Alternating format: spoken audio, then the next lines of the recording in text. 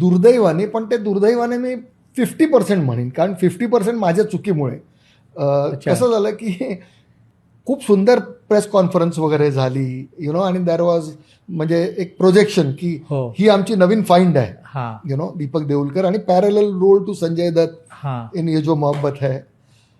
Shooting सुरू झाली सगळं, आणि मी तनाने इथे होतो, पण मनाने मात्र मराठी इंडस्ट्रीत गुरफटलेलो होतो, कारण खूपसे मराठी चित्रपट चालू होते माझे. हां.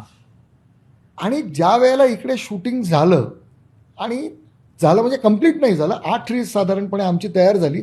संजयच्या डेट्स तेव्हा अवेलेबल नव्हत्या, त्यामुळे हां. माझी आणि माधुरीची बरीचशी जे हां. सीन्स होते ते शूट झाले. गाणं शूट झालं, सरोज खाननी केलेलं. आणि अचानक दुर्दैवाने संजय दत्तला, म्हणजे हां. ते जी केस झाली ती, हां. अनफॉर्च्युनेटली तो आत गेला हां. आणि तिकडे तो पिक्चर अडकला.